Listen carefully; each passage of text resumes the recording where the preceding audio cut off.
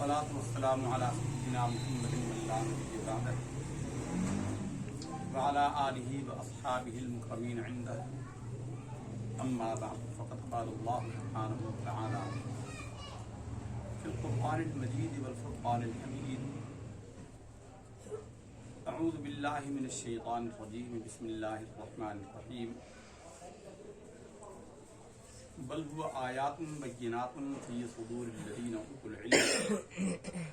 صدق اللہ العظیم. وقال اللہ جل وعلا: ان اللہ وملائکتہ یصلون علی النبی یا ایھا الذین آمنوا صلوا علیہ وسلموا تسلیما. اللهم صل علی سیدنا ومولانا محمد معدن الجود والکرم وآلہ وبارک وسلم وصل علیہ.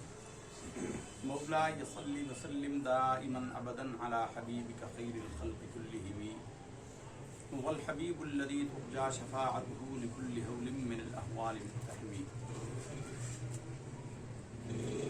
اللہ تعالیٰ کی حمد و ثنا اور حبیب پاک صلی اللہ علیہ وسلم پر درود السلام کے ہدیہ کے بعد، عزیزان گرامی اور سامعین کرام، ہر ہفتے آپ ہمیں تقریر میں سنتے ہیں. تقریر کرنا مقصود نہیں ہے. آج کی یہ جو ہم نے محفل پاک منعقد کی ہے، اس کے دو تین مقاصد ہیں. ایک تو یہ ہے کہ اللہ تعالیٰ نے ہم پر انعام اور اکرام فرمایا ہے کہ ہمارے بیٹے حافظ عادل عبد المعز جو اپنے ساتھ نورانی کا لاحقہ بھی لگاتے ہیں، اللہ نے ان کو تکمیل تحفیظ القرآن کی سعادت اور نعمت عطا فرمائی ہے کہ ان پر بھی اللہ تعالیٰ کا انعام و احسان ہے اور ہم پر بھی اللہ تعالیٰ کا فضل و احسان ہے کہ ہمارا یہ چوتھا بیٹا ہے جو قرآن مجید کا مکمل حافظ ہو گیا. ایک بیٹے ہمارے حسن عبد العلی، بس قسمت اور نصیب کی بات ہے. ہمارے والد گرامی فرمایا کرتے تھے کہ ان کی سب سے عمدہ گرفت ہے قرآن مجید کے الفاظ پر. ہمارے سب بچوں میں سب سے زیادہ الفاظ پر جو گرفت ہوتی ہے وہ اسی حسن کے لیے کہی تھی. لیکن بس قسمت بڑی بات ہے کہ یہ بیمار ہو گئے. یہ بچپن میں ہی بیمار ہو گئے. بہت سخت ٹانسلز کے حوالے سے بہت پرابلم میں رہے. آپریشن بھی ہوا. اس وجہ سے یہ حفظ قرآن تو نہ کر سکے. لیکن ابھی بھی الحمدللہ ثم الحمدللہ قرآن مجید کی اکثر جگہوں پر کوئی آیت ہو، کسی کو یاد نہ آ رہی ہو کہ یہ کہاں ہے، تو وہ بتا دیتے ہیں کہ یہ قرآن مجید کی فلاں صورت میں ہے، فلاں صفات میں. اور بہت جگہ اس کے معانی بھی بتا دیتے ہیں. کئی دفعہ ہمیں اس کا معنی ذہن میں مستحضر نہیں ہوتا، لیکن یہ بتا دیتے ہیں کہ اللہ تعالیٰ کا فضل اور احسان ہے اور ہمارے والد گرامی کا فیضان ہے. ان کی تربیت اور ان کا جو ہم پر فیضان تھا، یہ اس کا نتیجہ ہے. اور دوسری اس محفل کی غایت جو ہے وہ ہمارے والد گرامی کا آج عرس مبارک کی تقریب ہے. 3 جمادی الاخری کو ان کا وصال مبارک ہوا تھا، ان کا انتقال ہوا تھا، اور ہمارے گھر میں انہوں نے اپنی جان آفرین کے سپرد کی تھی. تو اسلامی حوالے سے ان کا جو مرکزی تقریب عرس ہوتی ہے وہ ملتان میں ان کے مزار شریف پر، اور ہمارے چھوٹے بھائی جو ان کے دربار کے ذمہ دار بھی ہیں اور ہماری اس مسجد کے خطیب و امام بھی ہیں، حضرت علامہ مولانا قاری محمد فخر قریشی صاحب، اللہ ان کو سلامتی اور برکتیں عطا فرمائے. انہوں نے مسجد اور دربار کی خدمت ایسے کی ہے کہ اس کا حق ادا کر دیا ہے. مرکزی تقریب وہ وہیں پر منعقد کرتے ہیں. تیسرے یہ ہفتہ وار محفل ہوتی ہے اتوار کو، جو ہم نے یہاں کے جو نوجوان بچے ہیں ان کے لیے ترتیب دی ہوئی ہے. یہ ہر ہفتے ہوتی ہے جس میں ان کے دین کو سیکھا اور سکھایا جاتا ہے اور ان کی دینی تعلیم و تربیت اور ان کے ذہنوں میں اٹھنے والے سوالات کو سوال و جواب کی صورت میں پیش کیا جاتا ہے. یہ چند اغراض تھے آج کی اس محفل پاک کے انعقاد کے. کچھ تعارف تو ہمارے بیٹے نے مفتی جنید عبد الباسط صاحب نے آپ کے سامنے پیش کیا ہے. ہم چاہیں گے کہ اس سے پہلے کا تھوڑی سی بات آپ کے سامنے گوش گزار کریں اس حوالے سے بھی، اور قرآن مجید کے ساتھ ان کا شرف اور ان کی رغبت کے حوالے سے. ہمارا تعلق میاں والی کے پہاڑی علاقے سے ہے، بلکہ صحیح کہنے میں آج کا ضلع چکوال تب کا ضلع اٹک ہوتا تھا، جو کیمبل پور کہلاتا تھا. کیمبل پور کا ایک تحصیل تھی تلاگنگ جو چکوال میں واقع ہے. اس وقت چکوال بھی تحصیل تھی اور تلاگنگ بھی تحصیل تھا.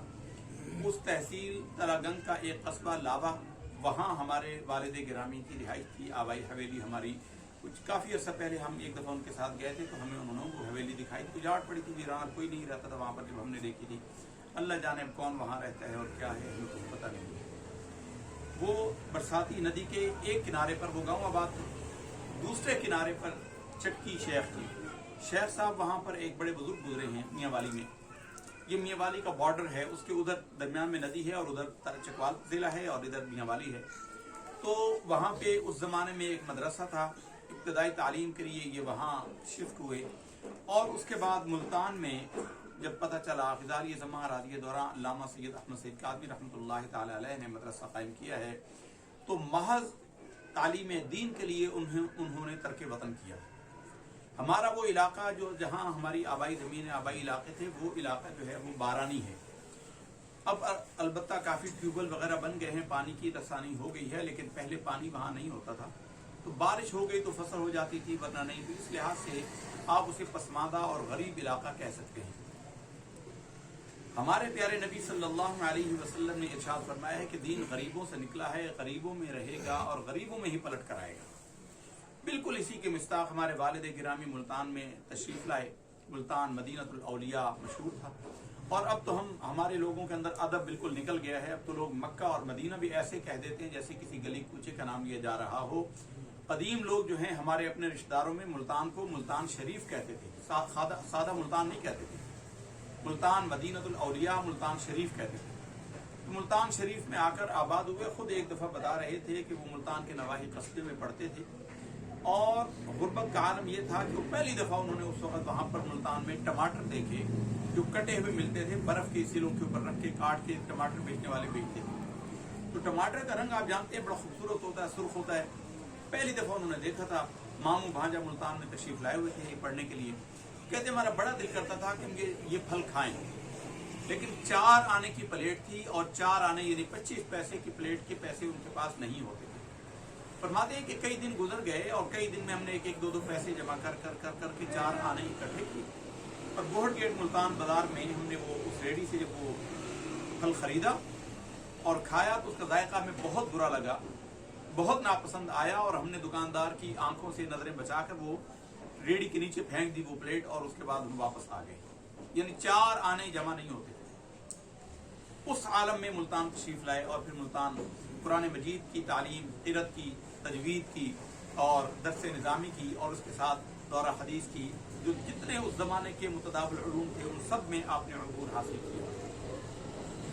खिदमत दीन का जब मामला आया, ये तो तालीम का ज़माना था, फिर उनका तालीम के बाद ताल्लुम का ज़माना आया, तो क़िबला ग़िज़ाली ज़मा रहमतुल्लाह ताला अलैह का मदरसा अनवारुल उलूम जो उस ज़माने में मुल्तान में कायम किया गया था 1940 में, पाकिस्तान बनने से 7 साल पहले ये मदरसा कायम किया गया था।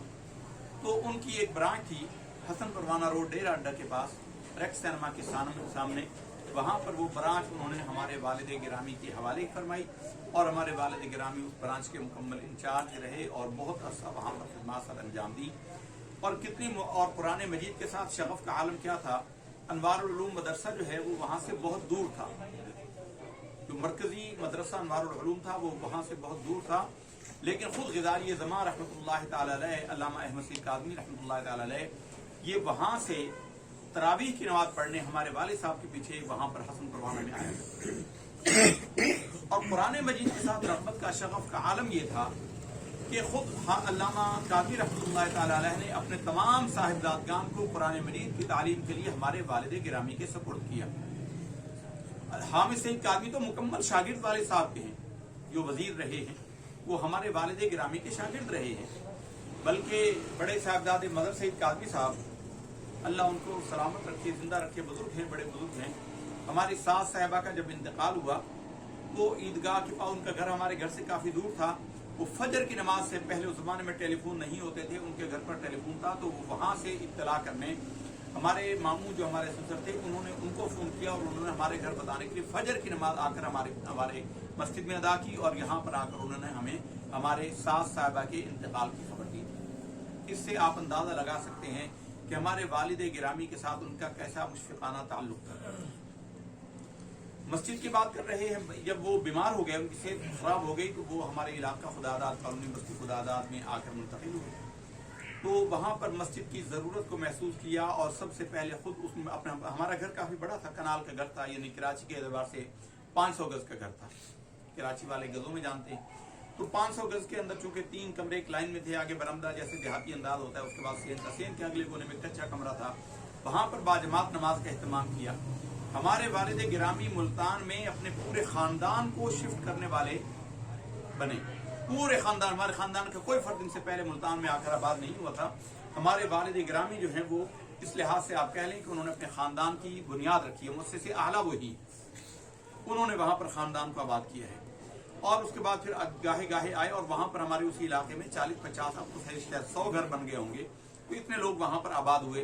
तो उन्होंने सोचा कि इनको दीन से रग़बत रखने के लिए, दीन से बेताल्लुक़ हो जाए ना हो जाए और नस्ल हमारी जो नई है वो दीन से दूर ना हो जाए, तो उन्होंने मस्जिद की ज़रूरत को महसूस किया। अव्वलन घर में नमाज पढ़ाते थे, मस्जिद बनाई, और फिर घर के बिल्कुल सामने, जैसे हमारा ये घर और घर के सामने मस्जिद है, बिल्कुल ऐसे ही वहां पर मस्जिद कायम की और जामे मस्जिद गौसिया उसका नाम तजवीज़ हुआ। और उसमें की तामीर में अल्लाह ताला ने हमें भी ये इज्जत अता फरमाई कि हमने भी गारे ढोए, मट्टी उठाई, छप्पर बनाए। तो छप्परों पर बनी थी वो मस्जिद, छप्पर बने थे, फिर आहिस्ता आहिस्ता आहिस्ता आहिस्ता होते होते और लोगों ने भी तामुन किया। लेकिन बहरहाल जैसा कि आप जानते हैं, हर मामले में जो कायद होता है नाम उसी का होता है, तो उसके कायद, उसके दाई, उसके मुअस्सिस आला, उसकी बुनियाद रखने वाले सब कुछ हमारे वालिद गिरामी ही थे। और वो मस्जिद जो है वो भी एक कनाल यानी 500 गज पर वो मस्जिद तामीर की गई और आज भी अल्हम्दुलिल्लाह वो खित्ते की सबसे मरकजी मस्जिद है। उसके बाद हमें ये भी ऑनर है, एजाज है कि हमारे तमाम बच्चे, उनको कुरान मजीद का आगाज उन्होंने ही किया है, बशमूल आदिल अब्दुल मुईज़ के हमारे बेटे के, कि बिस्मिल्लाह शरीफ इनकी भी उन्होंने ही करवाई है। तकमील यहाँ पर हमारे भाई कारी खलील अहमद साहब ने की, ये भी बहुत उम्दा उस्ताद हैं, पढ़ाते हैं। मुल्तान में हमारे वालिद गिरामी का शोहरा जो है उस्ताद का, कुरान मजीद के उस्ताद होने के हवाले से अहले सुन्नत व जमात में सबसे बुलंद था। और ये हमारा जो मगरबी साइड है मुल्तान की, मुजफ्फरगढ़, अलीपुर, रहीम खान, लियाकतपुर, ये यहाँ पर उनके हजारों शागिर्द मौजूद हैं और इस इलाके में उनका फैज़ खूब फैला। इसके साथ साथ वो कुरान मजीद को उन्होंने अपने मैदान के लिए चुना, क्योंकि कुरान मजीद बुनियाद है और कुरान मजीद की तरफ लोगों की, पढ़ाने वाले की तरफ लोगों की तवज्जो नहीं जाती, उन्होंने इसलिए मुंतखब किया। वरना हामिद सईद काज़मी साहब को, हमारे बड़े भाई साहब को अरबी अदब की किताबें, कसीदा बुर्दा शरीफ बशमूल उसके सरफ नाहव की और बाकी चीज़ों की हमारे वालिद गिरामी ही ने पढ़ाई। हमें भी बहुत सारी किताबें, इब्तदाई किताबें हमारे वालिद गिरामी ही ने पढ़ाई। मस्जिद के साथ उनके शगफ का आलम ये था, उनके रग़बत का आलम ये था कि अस्पताल में वो दाखिल हो गए जब बीमार हुए। ये आखिरी वफात से 5-7 साल पहले हमारे छोटे भाई ने उनकी बेइंतहा खिदमत की, कारी फ़खर साहब ने, अल्लाह ताला उनको इसके बेशुमार अजर अजीम अता फरमाए। उन्होंने बेइंतहा खिदमत की है। हमें तो महरूमी हो गई कि हम यहाँ आ गए, और फिर वो यहाँ हमारी खुशकिस्मती कि वो यहाँ तशरीफ़ ले आते थे और उनका आखिरी वक्त भी यही हुआ। लेकिन ज़मानी एतबार से, वक्त के एतबार से सबसे ज़्यादा खिदमत हमारे छोटे भाई कारी मोहम्मद फ़खर कुरैशी साहब ने की। तो इन्होंने, ये चूँकि आर्मी से भी, आर्मी भी खतीब है, इन्होंने अपने ताल्लुक़ पर उनको CMH मुल्तान में दाखिल करवाया। जब वो CMH से एक दफ़ा, मतलब 2-3 दिन के बाद वो तंग आ गए और वो उनसे नाराज़ हुए छोटे भाई से कि भाई तुम मुझे यहाँ कैद करवा दिए तुमने, मुझे निकालो निकालो, इस तरह करके उनको निकाला गया। तो जब वो घर आए, हमारा घर, हमने बताया कि बिल्कुल ऐसे आमने सामने, जैसे ये बिलाल के घर और सोहरवर्दिया मस्जिद, मशरिक़ और मगरिब का दरवाजा दरमियान में गली है, बिल्कुल यही लोकेशन है। तो वो बजाय इसके कि अस्पताल के बाद घर आते, वो मस्जिद में गए और मस्जिद की दीवारों को चिमट चिमट कर रोते थे, चूमते थे और रोते थे।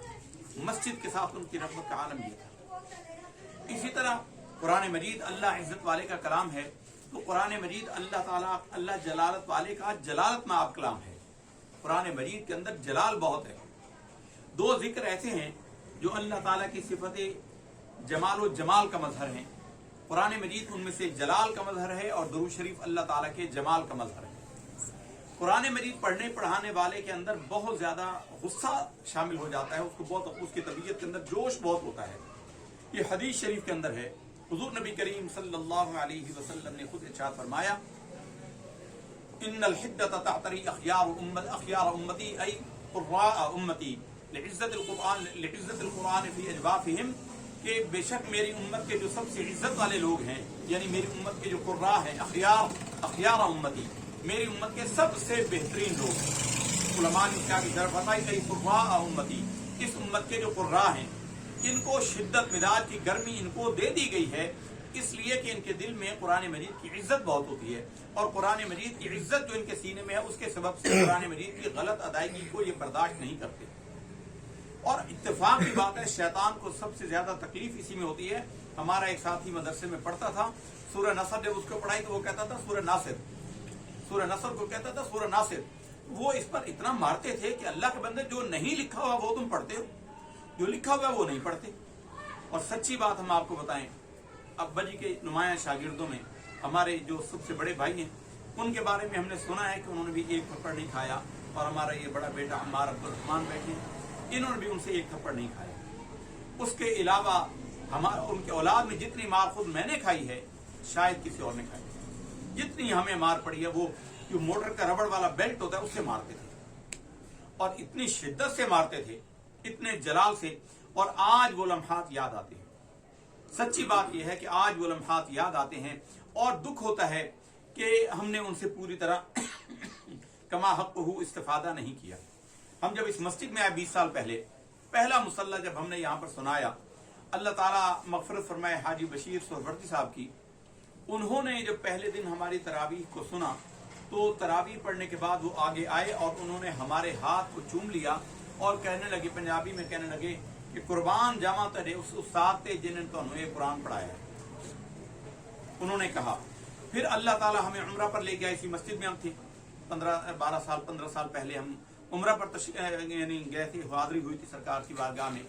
وہاں ہم نے کوشش کی تھی مدینہ طیبہ مکہ مکرمہ میں ہم ایک قرآن مجید مکمل کریں، تو مکہ میں بھی اور مدینہ طیبہ میں بھی، مکہ مکرمہ مدینہ طیبہ، اس میں جب ہم قرآن پڑھتے تھے، ظاہر قرآن کھول کے پڑھتے تھے اور پڑھتے تھے، ایسا ہوا کہ ایک عرب نے آ کر ہمارے ہاتھ دونوں پکڑ کر چوم لیے اور ہمیں کہنے لگے کہ آپ نے پڑھا کس سے ہے؟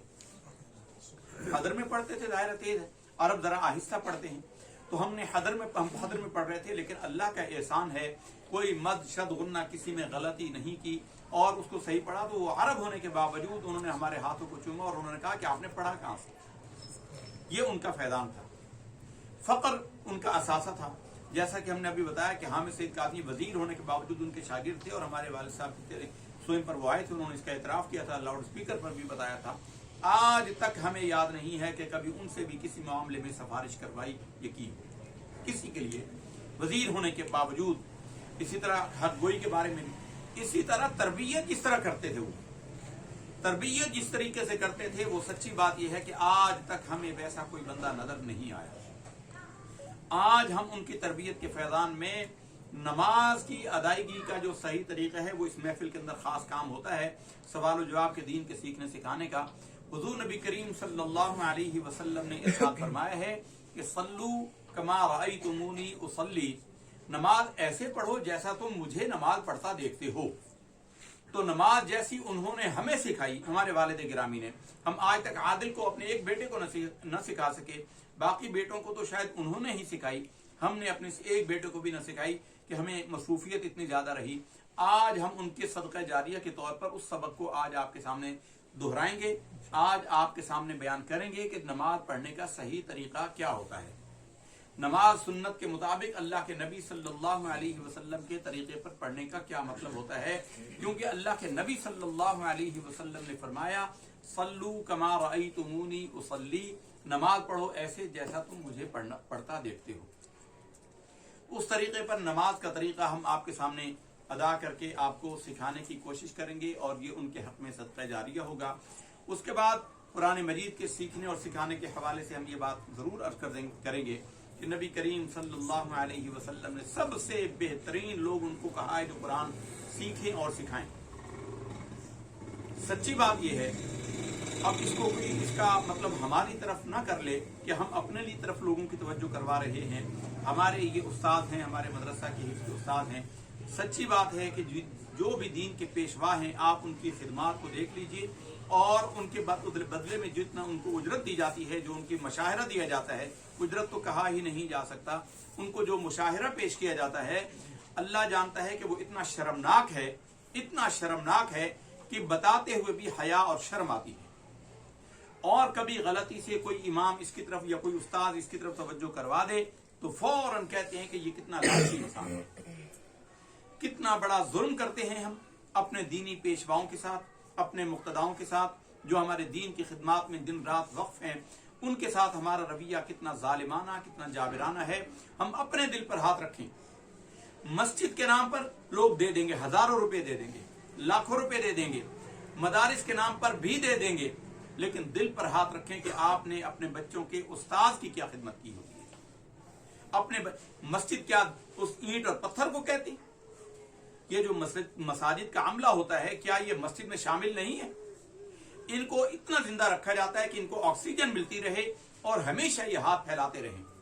کبھی کسی امام کو خوشحالی آ جائے، اللہ تعالیٰ نے ہم پر احسان فرمایا، ہمارے گھر میں اس وقت 6 بچے، ہمارے 6 یا 7 بچے جو ہیں وہ ایم فل کر رہے ہیں، ایم فل۔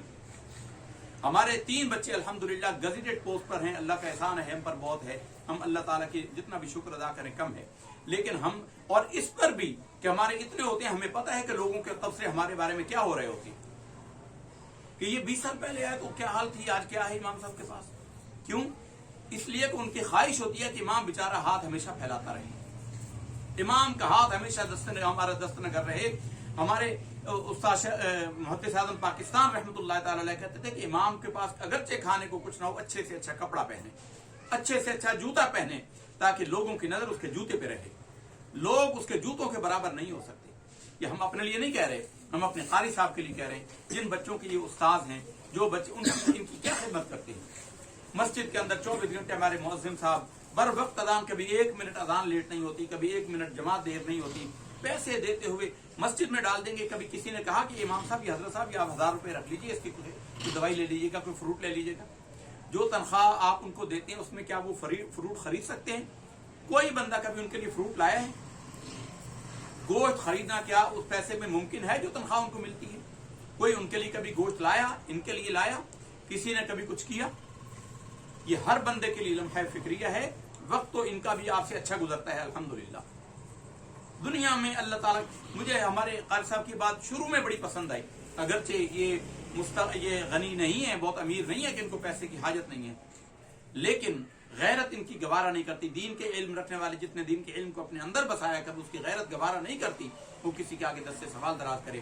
لیکن قوموں سے، لوگوں سے ضرور پوچھا جائے گا قیامت کے دن، گریبان پکڑے جائیں گے کہ تم نے کیا کیا ہے، تم نے ان کے لیے کیا کیا۔ روز کے 5-5 روپے بھی رکھیں تو مہینے میں 150 روپے ان کا بن جاتا ہے۔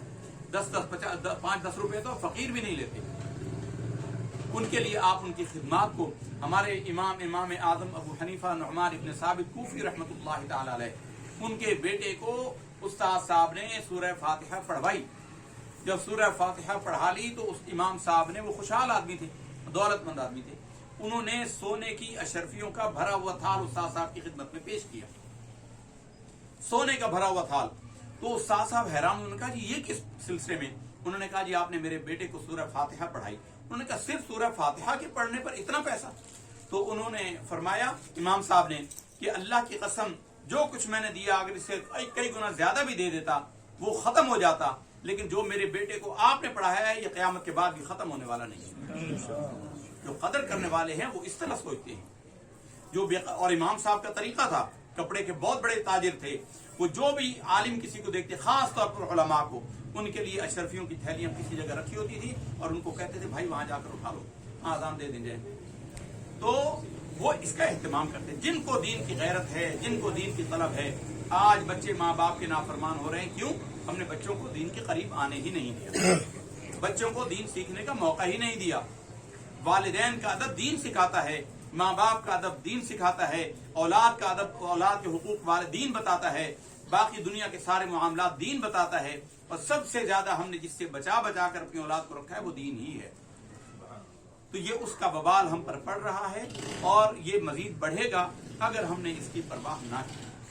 تو برادران گرامی، بہت ساری باتیں ہوتی، باتیں بہت ہوتی ہیں، سوال و جواب آپ کے ہوتے ہی ہیں، کسی کا کوئی سوال ہو تو کہیں، اور اس کے بعد ہم آپ کے سامنے وہ جو سنت کے مطابق نماز پڑھنے کا ہمارے والد صاحب نے ہمیں طریقہ سکھایا ہے، اور وہ مفتی تقی عثمانی صاحب کی کتاب بھی نماز کی چھپی، انہوں نے بھی بالکل ویسا سکھایا۔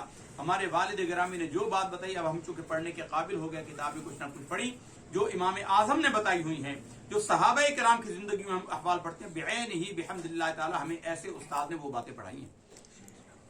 تو آج ہم آپ کے سامنے اس کا پریکٹس کروائیں گے آپ کو، जो हजरात चाहें कि अपनी नमाज को ठीक करें, किसी को फिक्र नहीं है। हम जब नमाज पढ़ते हैं, कई दफ़ा जाकर पीछे पढ़ते हैं नमाजियों में, जमात में, मुक्तदियों में, तो देखते हैं लोग कितनी गफलत कर रहे हैं, उनको परवाह ही नहीं होती कि भी नमाज हम कैसे पढ़ रहे हैं। तो अल्लाह ताला से दुआ है कि ऐसे बुजुर्गान दीन के फैज़ से हम सबको मुस्तफ़ीद व मुतमत्ति फरमाए और दीन का फहम और दीन का ज़ौक़ नसीब फरमाए। याद रखिए, हम जवान हैं, बूढ़े हैं, बच्चे हैं, कोई हैं, मौत का एक वक्त मुअय्यन है, वो आना है और ये सारे सिलसिले मुनक़ते हो जाने हैं। और फिर जो हकीकी ज़िंदगी का आगाज़ होना, उस वक्त पता लगना कि आए काश मैंने कुछ थोड़ा सा वक्त उसके लिए भी किया होता। कोई सवाल हो तो आप हजरात में से किसी का तो वो कह सकता है। सब हजरात से मुखातिब हैं कि किसी के ज़हन में कोई सवाल हो तो वो कह सकते हैं। जब जमात के साथ नमाज पढ़ रहे होते हैं तो उसमें जो अल्लाह अकबर कहना होता है इमाम के पीछे, वो कहना मुक्तदी का ऊंची आवाज दे रहे हैं ना, वो चलें आप दें, मुक्तदी भी ऊंची आवाज आ जाइए कि खाना है दे दियो। मुक्तदी भी पीछे, यानी कि कितनी ऊंची आवाज में अल्लाह अकबर के मुक्तदी पूरी नमाज जो है वो इतनी आवाज में पढ़ेगा जिस आवाज को वो सुन सके। लेकिन जब वो जमात के साथ पढ़ रहा होता है तो उतनी आवाज निकालेगा तो दूसरे की नमाज डिस्टर्ब होगी, दूसरा बंदा भूल जाएगा। इसलिए पढ़ते हुए जबान का हिलाना जरूरी है। ये सुना था कि अल्लाह अकबर कानों तक आना चाहिए जब भी आप अगर जमात के साथ पढ़ेंगे। पूरी नमाज, पूरी तकबीरात, तमाम अज़कार इतने ही होने चाहिए कि उसके कान उसको सुने। लेकिन जब उसके कान सुनेंगे तो उसके साथ वाले के, जमात वाले के भी सुनेंगे, तो उसकी नमाज डिस्टर्ब होगी। इसलिए जबान से अदा करना जरूरी है। आवाज चाहे ना भी है तो जबान से अदा जरूर करें, और जबान से नहीं पड़ेगा जिक्र क्या होगा, तो जबान से अदा कर ले, चाहे उसके कान ना भी सुन सके, तो जबान से अदा करना जरूरी है। कोई बंदे जबान ही नहीं हिलाते, धीरे धीरे में पढ़ते, तो पढ़ना नहीं होता और बात। ठीक है, हम अब आपके सामने वो तरीका बता रहे हैं जो हमें हमारे उस्ताद साहब ने बताया, जो हदीस के मुताबिक है, जो सरकार के द्वारा सल्लल्लाहु अलैहि वसल्लम का तरीका है, उसके मुताबिक हम आपके सामने नमाज के अरकान की अदायगी उस तरीके पर करते हैं। आप बैठे रहें, सब हज़रात बैठे रहें, बैठे रहें। सबसे पहली गलती होती है, लोग पैर यूं रखते हैं, यूं तिरछे पैर होते हैं। पैरों का सीधा होना, पैरों का बिल्कुल सीधा होना जरूरी है। पैरों का रुख, जितने आज़ा हैं उनका किबला रुख होना जरूरी है। ये पहला सबक है। खड़े होते हुए पैर सीधे, और इनके दरमियान ये एक हाथ का फासला होना चाहिए, ना कि ज्यादा ना बिल्कुल मिला के। एक हाथ का एक चप्पा, आदिल साहब तवज्जो फरमाइए, एक हाथ का फासला उसके दरमियान होना चाहिए। फिर अल्लाह अकबर कहकर कानों तक हाथ ले जाएं, कानों की लबों को हाथ लगाएं। अगरचे हाथ लगाना जरूरी नहीं है, लेकिन हाथों का कानों तक जाना जरूरी है, तो इसलिए एहतियात इसी में है कि हाथ कानों की लबों को लगा ले। जितना मुमकिन हो हाथ की हथेली किबला रुख हो, उंगलियां ना जुड़ी हुई हो, ना बहुत ज्यादा खोली हुई हो। नॉर्मल अंदाज में हाथों को कानों तक ले जाके अल्लाह अकबर कह के हाथ बांध लें, और हाथ बांधे जाएं नाक से नीचे। ये 3 उंगलियां कलाई के ऊपर, और ये इस अंगूठा और इस ये उंगलियां का ये हलका बना हुआ हो। हम अपने वालिद गिरामी का सदका जारिया के तौर पर बता रहे हैं, जिस एक ने भी ठीक कर लिया इसका सवाब उनको जरूर मिलेगा इंशाअल्लाह। तो ये 3 उंगलियां कलाई के ऊपर इस तरीके से, और 2 का हल्का बना हुआ हो, और सीधा खड़ा हो जाए। कुछ लोग झुक के खड़े होते हैं, कुछ ज्यादा खड़े, कुछ नहीं, बिल्कुल नॉर्मल जो आपका जिस्म है। पैरों के दरमियान एक हाथ का फासला, पैरों का रुख बिल्कुल सीधा किबला रुख, पैरों का रुख, उंगलियां सीधी किबला रुख, और हाथ नाफ के नीचे। बहुत सारे लोग हाथ यहाँ बांधते हैं, नाफ के ऊपर बांधते हैं। अहनाफ के यहाँ हाथ नाफ के नीचे बांधने चाहिए। अहनाफ के अंदर हाथ सुरा के नीचे, नाफ के नीचे होते हैं, नाफ के ऊपर या नाफ से ऊपर भी नहीं होते। कई लोग तो हाथ यहाँ बांधते हैं, और कोई दानिशमंद होते हैं वो कहते हैं हम यहाँ यहाँ बांधते हैं, और वो शवाफ हनाबिला के साथ भी हो जाता है हमारा, और हमारी सुन्नियों की भी हो जाती है, वो किसी की भी नहीं होती। एक कश्ती में सवार हो जाए जहाँ पे चाहते हैं, सरासर मोम हो या संग हो जा, दुरंगी छोड़कर यक रंग हो जा। नाफ के नीचे 3 उंगलियां ऊपर, ये कलाई का यूं बना हुआ हल्का, ये इस तरीके से खड़ा हो जाता है। इसी तरह रकू में जाते हुए अल्लाह अकबर कह के हाथ ऐसे, और टांगे बिल्कुल सीधी, टांगे बिल्कुल सीधी। कई लोग टांगे यूं करके पकड़ते हैं, ये गलत है। घुटने बिल्कुल सीधे, घुटनों को ऐसे पकड़ा हुआ हो। हदीस के अल्फाज हैं जैसे ऊंट के मुंह में कोई लुकमा हो कोई चीज, इस तरह अपने घुटनों को यूं पकड़े, और उसके कदम जो है उस वक्त वो पैरों के दरमियान हो। कई लोग यूं कर रहे होते हैं, तो कहते हैं मौजूद सजदा पर नजर रखनी चाहिए। क़याम में मौजूद सजदा पर हो। तकबीर तहरीमा कहते हुए अल्लाह अकबर जब कह रहे हैं उस वक्त कोशिश करें चेहरा सामने हो, मुंह तरफ काबा शरीफ के जब हम कह रहे होते हैं उस वक्त अल्लाह अकबर कह के हमारा मुंह किबला रुख हो। फिर जब हाथ बांधने तो हाथ निगाह जो है मौजूद सजदा पे जाए। नजर मौजूद सजदा पर जाए और रकू में जब जाए टांगे सीधी हों और टांगों को घुटनों को इस तरीके से पकड़ें कि जैसे ऊँट के मुंह में, और आपकी कमर जो है वो बिल्कुल सीधी हो। इसके लिए फुकहा ये कहते हैं कि हाँ कमर पर गिलास रख दिया जाए पानी का भरा हो तो गिरे नहीं। कई लोग ज्यादा झुकने की कोशिश करते हैं और वो यूं कर लेते हैं, ये बेकार है, ये आबस और जहालत है। सीधा रहे, नजर उसकी दोनों पैरों के दरमियान हो और उस हालत में उसको वो बिल्कुल कमर को सीधा रखता हुआ वो रुकू करे। फिर इसी तरह खड़ा हो, समी अल्लाहु लिमन हमिदा कहकर बिल्कुल खड़ा हो। ये जो अरकान के दरमियान तब्दीली होती है, यानी रुकू में जाकर फिर खड़ा होना और फिर सजदे में जाना, इसके दरमियान कम से कम इतना वक्फा हो कि खड़ा होते हुए रुकू में जाने से पहले समी अल्लाहु लिमन हमिदा कह के अल्लाहुम्मा रब्बना वलकल हम्द, या रब्बना वलकल हम्द कहना जरूरी है। इतना वक्फा इत्मीनान के साथ वो खड़ा होकर कहे।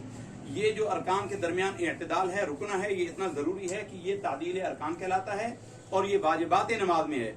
ये अगर वाजिबात नमाज न हो तो नमाज दोबारा दोहराई जाती है। हुजूर के सामने एक बंदे ने ऐसी नमाज पढ़ी, 3 बार हुजूर ने उसे कहा कि तूने नमाज नहीं पढ़ी, दोबारा पढ़, दोबारा पढ़, दोबारा पढ़। फिर जब वो नहीं किया तो फिर हुजूर ने उसको कहा कि तू नमाज इस तरह कर कि हर रुकन को इस तरह अदा कर कि तेरे जिस्म की हर हड्डी का हर जोड़ अपनी जगह पर कायम हो जाए, हर हड्डी अपनी जगह पर आ जाए। एक सजदे से सर उठाते हैं, फिर झट करके मारते हैं। फिर उसी तरह अगर कोशिश हो तो बगैर हाथ जमीन पर टिकाए, घुटनों पर हाथ रखते हुए सजदे में जाए, वरना अगर उसको उज़र है, कमजोरी है या किसी सबब से तो पैर जमीन पे हाथ टिका सकता है। अल्लाहु अकबर कह के इस तरीके पर अल्लाहु अकबर। अब ये हाथों को मिलाना है, हाथों की उंगलियां सजदे में जाकर किबला रुख सीधी।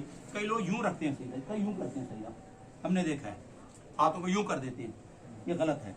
हाथों को बिल्कुल सीधा, हाथों के जो अंगूठे हैं इनका ये कानों के लौ के बराबर जगह होनी चाहिए और ये अल्लाहु अकबर कहना चाहिए।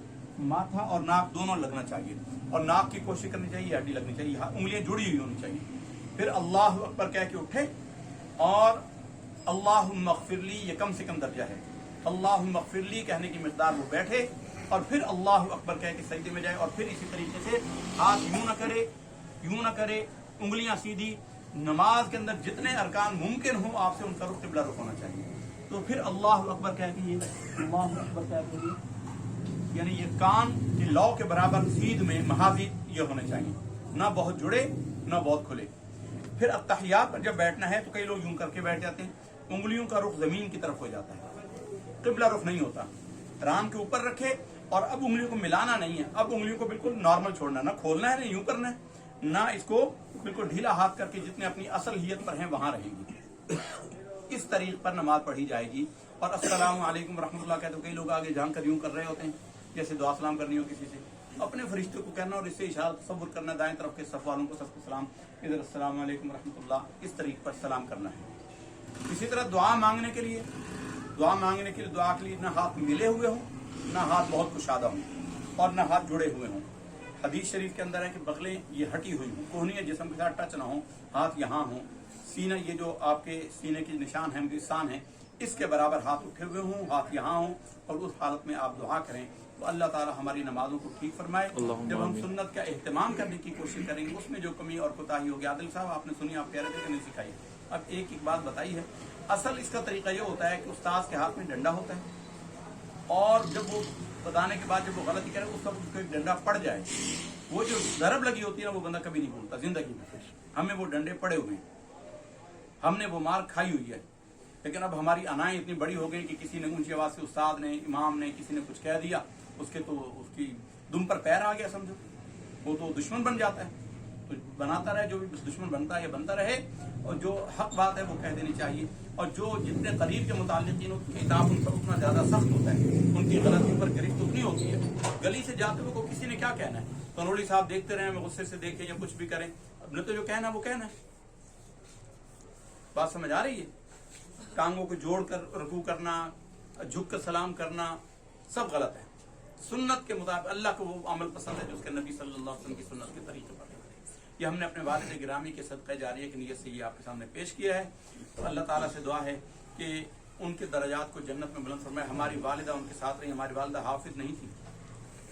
हम जब मंजिल याद कर रहे होते थे तो हम गलत पढ़ते थे तो हमारी वालिदा दूसरे कमरे से भी आवाज लगाती थी कि यूं नहीं यूं है, ये तुम गलत पढ़ रहे हो, ऐसा है। फिर ये हमारी बड़ी बहन के अंदर भी यही वस्फ आया है जो मियाँ वाली में। ये नहीं कुरान। और हमारे वालिद की अरबी की इतनी किताबें थी, हमारे वालिद साहब को किताबों का बड़ा बहुत शौक था, शगफ था। वो कहते थे कि अगर मुझे शरीयत इजाजत दे तो मैं तुम्हें नसीहत करके जाऊं कि मुझे कब्र के अंदर मेरे साथ किताबें मेरी दफन कर देना, इतनी उनको शौक था। उर्दू बाजार जाते थे, इतवार के बाजार में जाते थे सदर में, यहाँ जब हमारे यहाँ मेहमान आते थे तो दुकानदार होते थे, उनके पास कई दफा किताबें, वो कहता था ये जो आप किताब मांग रहे हैं ये यहाँ नहीं घर पे है, तो मैं दोपहर को खाना खाने जाऊंगा तो ले आऊंगा। चिलचिलाती दोपहर के अंदर भी वो वहाँ चादर बिछा के, क्योंकि लोग उनको यहाँ जानते नहीं थे भी कितने बड़े आलिम हैं क्या हैं, तो वो वहाँ पे चादर बिछा के लेट जाते थे और दोपहर के बाद जब 3-4 बजे वो किताब लेकर आता था तो फिर वो किताब लेकर जाते घर आते। वो कहते थे मुझे किताबों का इतना शगफ है और इतना शौक है, लेकिन वो किताबें पढ़ते थे अमल के लिए और आखिरी दमे वापसी तक जब तक उनके हवास कायम करते रहे, वो सीखने से बाज नहीं आए। आखिर उम्र का मसला है। फैद अहमद वैसी साहब रहमतुल्लाह ताला अलैह के पास बहावलपुर गए तो आकर बताया कि ये मसला मुझे अब पता चला है कि जो वजू के पानी से हम रुमाल से साफ कर लेते हैं चेहरा, वजू के पानी को खुश करने के लिए रुमाल से इस्तेमाल करते हैं, इस रुमाल का इस्तेमाल मकरूह है कि माए मुस्तामिल उसके अंदर शामिल हो गया, इस्तेमाल शुदा पानी इस्तेमाल हुआ है।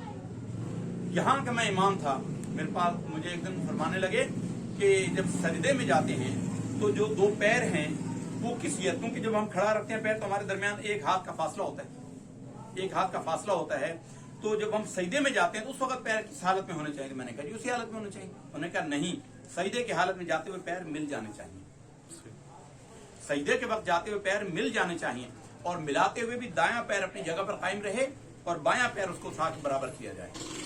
ये नहीं कि दोनों को हिला दी। दाएं पैर के लिए तो इस हद तक उलमा सूफिया कहते हैं कि ऐसे जैसे तेरे अंगूठे में मेख गाड़ दी गई हो, इस तरह हिले नहीं। तो दाएं पैर नहीं हिलाना, बाएं को करीब करके मिला देना इस तरह। इसी तरह बैठकर नमाज पढ़ने में जब हम रकू में जाते हैं तो इसमें इख्तिलाफ है कि सुरीन, ये इंसान के जो कूले हैं, इनको उठाना चाहिए या इनको अपनी जगह पर रहना चाहिए।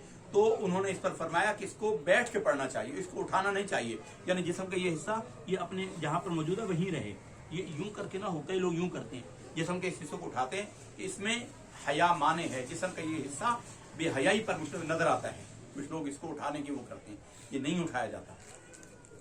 तो ये हमने उनके सदका जारी के तौर पर बातें कही हैं।